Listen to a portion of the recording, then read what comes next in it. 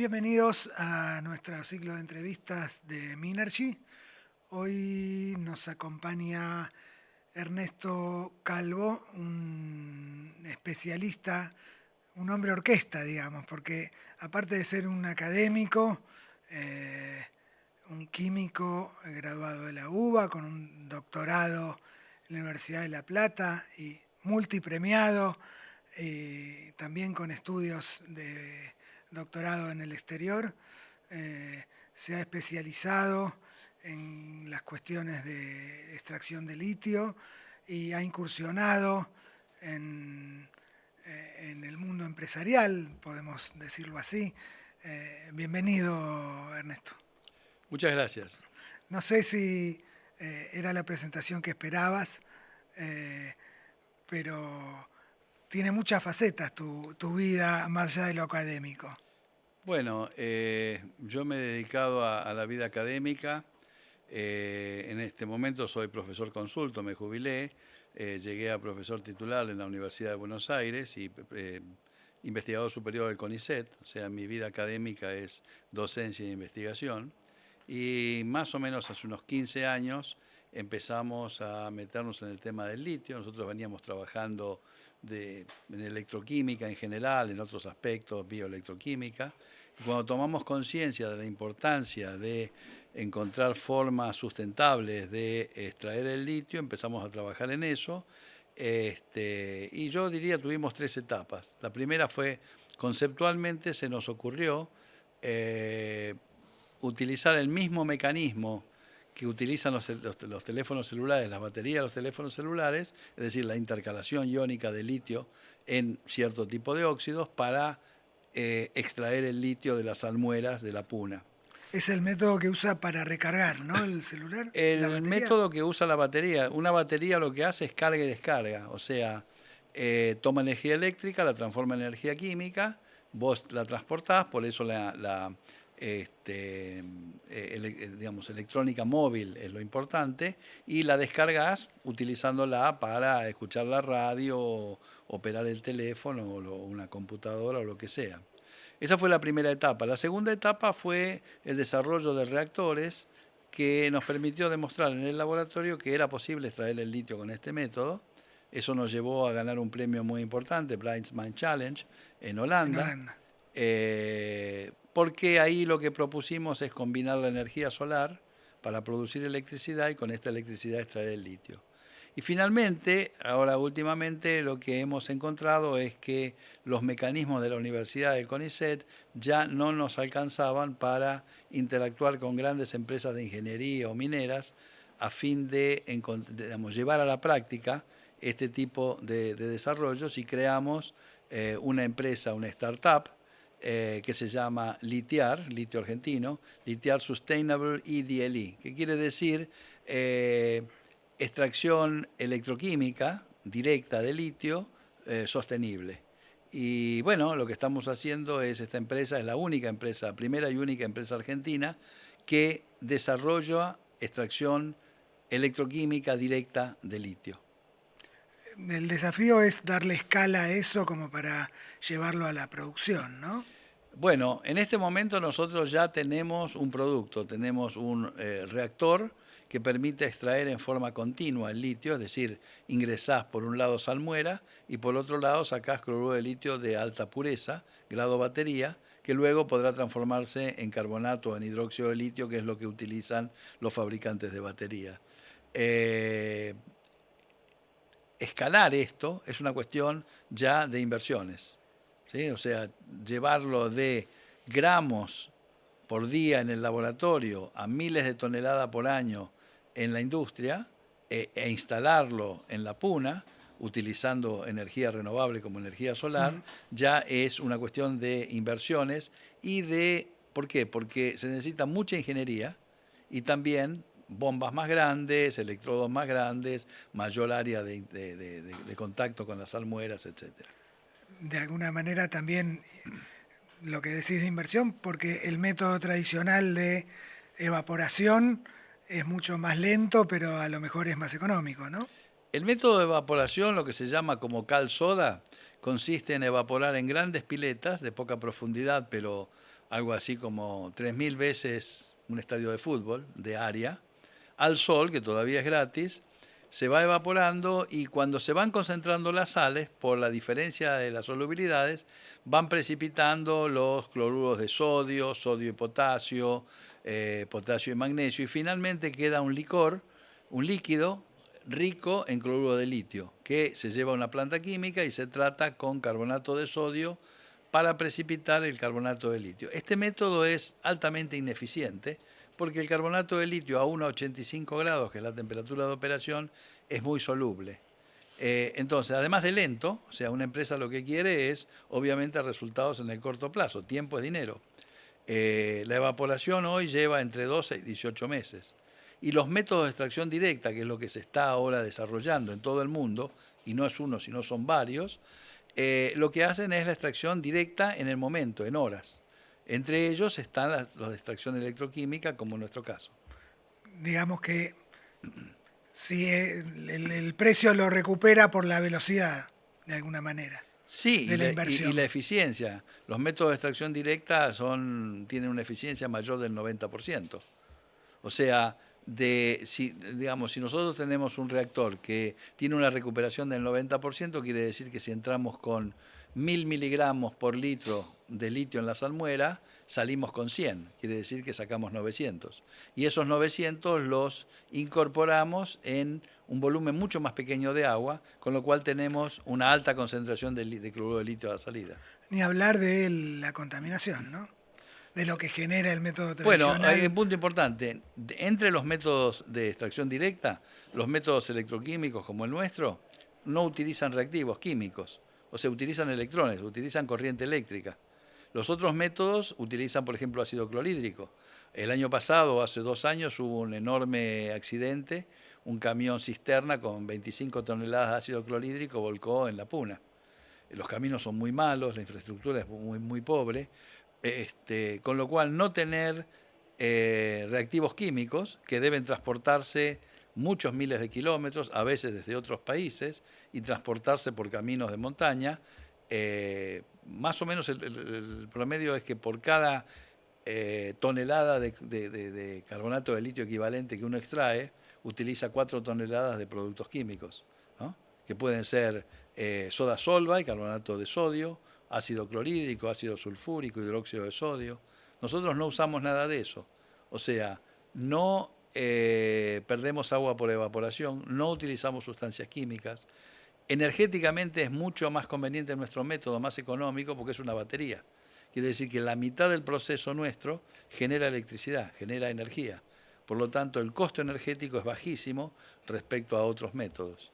Y es muy selectivo al litio respecto al magnesio. Un problema que hay en todas estas tecnologías es, hay salmueras como las de Bolivia o las de China o algunas de Argentina que tienen mucho magnesio. Y eso complica la química de extracción. ¿Y por qué no están las empresas amontonándose por pasar al método?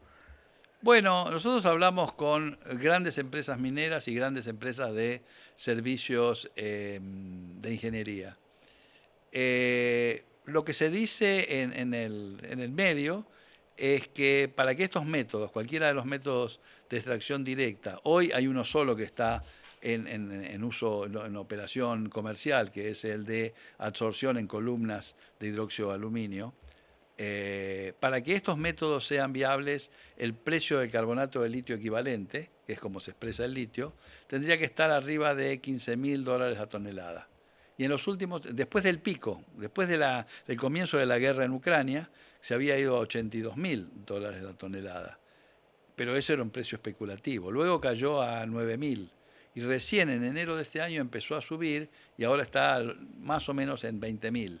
Y se proyecta 23.000, 25.000 para el 2030. Que son números que O sea, con habilitarían. esos números estamos en condiciones de que haya inversiones. Todavía no hemos logrado estas inversiones, pero bueno, estamos trabajando en eso. ¿Te consideras un emprendedor aparte de un académico? Yo soy un químico, y si me he metido en esto es porque llegamos a la conclusión de que como profesor universitario, vamos, los objetivos y los lenguajes de las empresas y la academia son distintos. Entonces, y esto ocurre en todo el mundo, mis amigos en Alemania o en Inglaterra son profesores y al mismo tiempo participan de empresas de este tipo, spin-off o startups o empresas que están buscando capitalizarse con capital de riesgo, con venture capital, donde, digamos, vos conseguís capitalizar y entregás algún equity, entregás parte de tu empresa, digamos, una fracción de tu empresa pasa a las manos de los que te dan el dinero, ¿no es cierto? Mm. Y entonces, por ejemplo, si alguien te da $1 millón y te dice quiero el 20% de su empresa, inmediatamente ya está valorizada en el mercado tu empresa. Y cuando venga el próximo ya vale más. ¿No? Digamos, este es un poco el ejercicio de todo esto. Bien, ¿y en qué tiempos pensás, digo, si se da el panorama que estás diciendo, va a llegar la tonelada de litio a los valores que lo hacen Sí, seguramente, factible? seguramente. Nosotros, porque no solamente hacemos esto, sino que hacemos consultoría con las empresas y por lo tanto hemos hecho muchos estudios. Por ejemplo, nuestros métodos electroquímicos se probaron exitosos con salmueras de Atacama en Chile, Uyuni en Bolivia, todas las de Argentina, de Hombre Muerto, de Olaroz Cauchari, de Estados Unidos, de Nevada, por ejemplo. En Estados Unidos en este momento están dándole mucha importancia por toda esta guerra geopolítica y porque quieren tener su propio litio. Y hay fundamentalmente litio en Nevada, en Silver Peak, también entre Arkansas y Texas, en Smackover, y también en esta zona desértica de California, donde se saca agua caliente para hacer energía, digamos, generar a partir de fluidos geotérmicos energía eléctrica, tiene pequeñas cantidades de litio y entonces también se saca de ahí. Bien. Al mismo tiempo, ¿crees que el proceso de transición energética va a tener plazos más extensos de los que se preveía hasta hace un tiempo? Eh, bueno, depende de muchas cosas, digamos. Depende también mucho de la política internacional, de imprevistos que ocurren, digamos. Por ejemplo, en este momento todo el problema con Irán y el estrecho de Hormuz y el precio del petróleo, digamos, aparecen, digamos, imponderables, ¿no?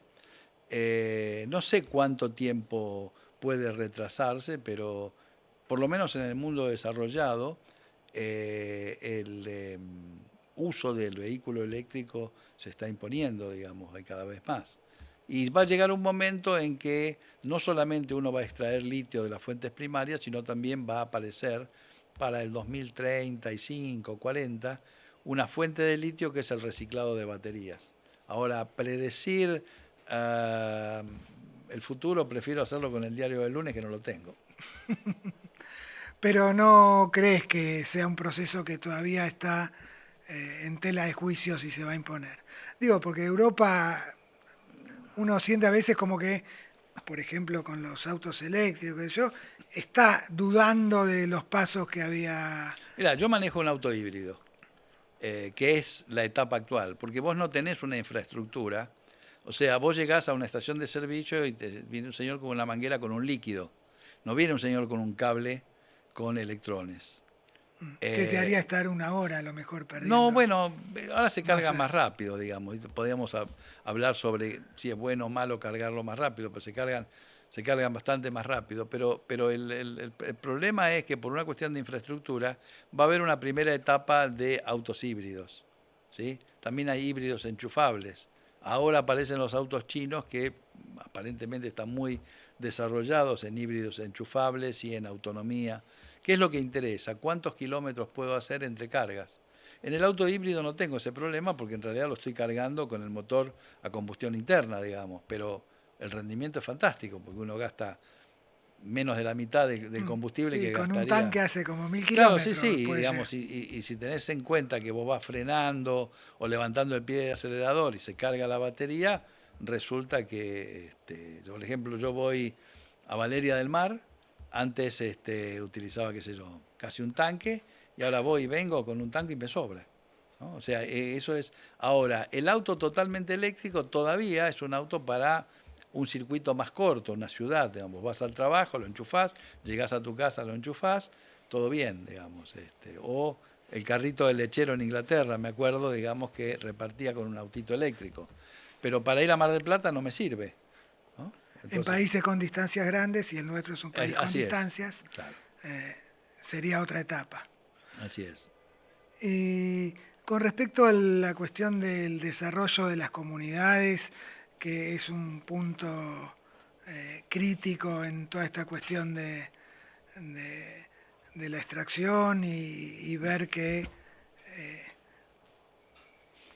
no logramos que las poblaciones se desarrollen, ¿vos cómo lo ves? Bueno, ahí hay todo un tema, digamos, no es para un químico analizarlo, yo lo veo y hay gente que lo estudia seriamente. Hay hay un conflicto porque si uno piensa, esa gente hace miles de años que vive ahí, ese es su hábitat, el agua que utilizan para sus animales o para su agricultura ahora compite con la minería.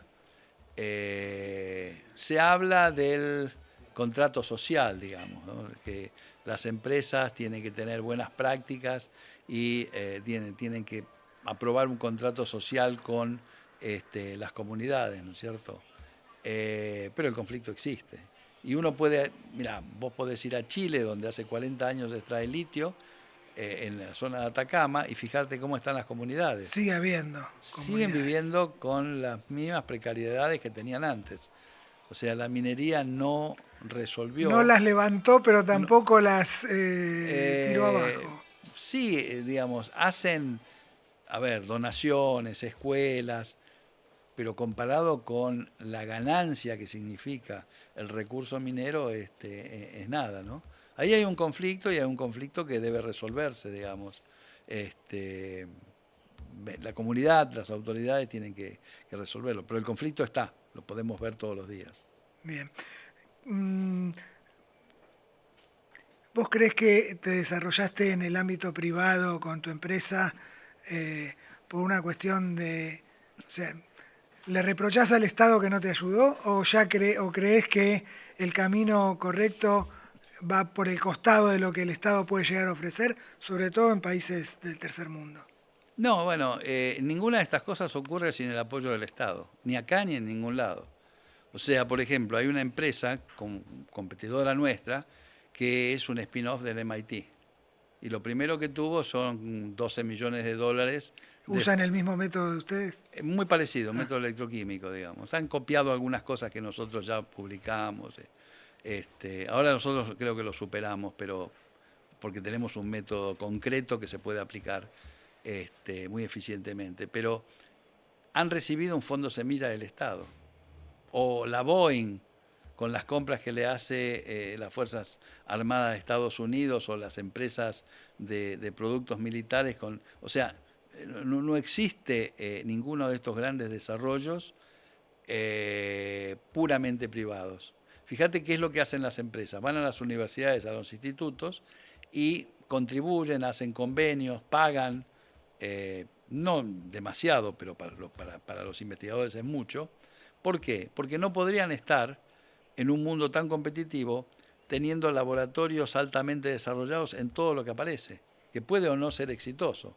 Entonces ponen plata en un laboratorio para ver cómo está funcionando eso y podrán adquirir o no la tecnología en función de cómo se desarrolle.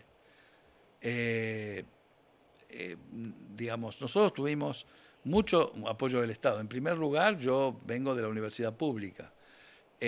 Por otro lado, dirigí 24 tesis doctorales, la mayor parte de ellas financiadas por CONICET, cuya función es formar doctores. algunos de ellos seguirán trabajando con vos, calculo. Sí, sí, no solo eso. Una de mis discípulas, que es una ingeniera que desarrolló los reactores, hoy está trabajando como gerenta de calidad de POSCO, de la empresa este, coreana que extrae litio en Salta. Otra está trabajando en Suecia, en la empresa de transporte de Suecia. Otra está trabajando en Bélgica, en una fábrica multinacional de baterías. otros son profesores de la UBA o de otras universidades, así que y fueron formadas, digamos, con fondos estatales. Nuestras ideas, digamos, o sea, todo lo que fuimos desarrollando fue a partir de el trabajo, los subsidios que obtuvimos del ministerio, ex Ministerio de Ciencias, y si bien ahora nosotros tomamos esta actividad privada por una cuestión de que necesitamos tener otro tipo de comunicación con las empresas y negocios con las empresas, aportando al sistema científico.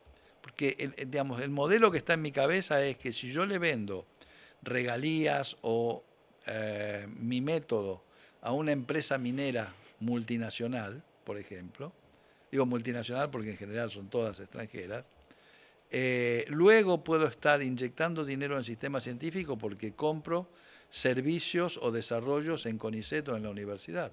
O sea, es otra forma de inyectar dinero del sector privado al sector público, no siempre del sector público al sector, digamos, desde el sector público. Pero nada de esto hubiera ocurrido si nosotros no hubiéramos hecho estos desarrollos, dirigido las tesis doctorales, hecho las patentes de CONICET. Ahora estamos haciendo nuevas patentes ya de la empresa, pero hasta ahora nuestras patentes son vigentes y tanto en Argentina, en Bolivia como en Chile, y son de propiedad del CONICET. Y tienen mucho, mucho valor, porque es con esas patentes que vos te pones a negociar con una empresa china, una empresa norteamericana, brasilera, lo que sea. Como te decía, lo del desarrollo de las comunidades, el otro gran cuestionamiento es por qué no podemos hacer la batería de litio acá. Bueno, eso hay que discutirlo seriamente, porque lo que no podés hacer es una batería como la que tenés en el celular. No podés competir con China. O sea, uno puede pensar, para tener autonomía tecnológica, ¿no? Tanto se habla de autonomía tecnológica, yo tengo que pagar un precio.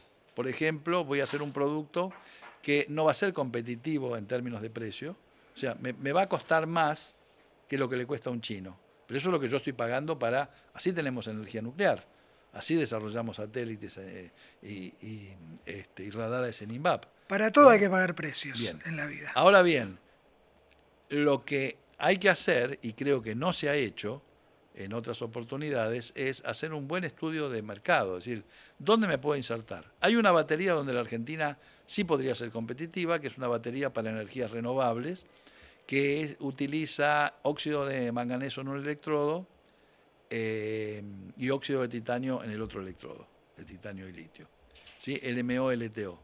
Esa batería, si bien existe comercialmente, hay un nicho que la Argentina puede explotar, pero no hacer la batería del celular, donde se hace con robots, con una economía de escala. China fabrica para el mundo y por lo tanto nunca vas a poder tener ese precio ni esa calidad porque ya tienen 40 años de experiencia, ¿sí? O sea, no se puede inventar la rueda.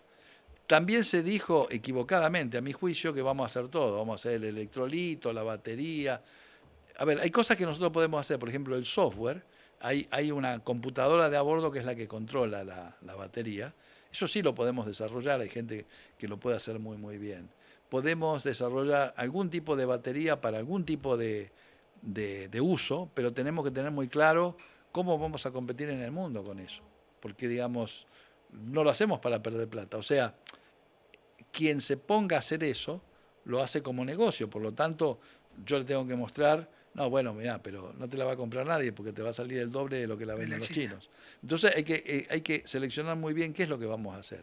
Hay cosas que no podemos hacer, por ejemplo, los solventes y el electrolito, porque hay 2, 3 países en el mundo que lo hacen, porque requieren inversiones muy grandes y tecnologías absolutamente complejas.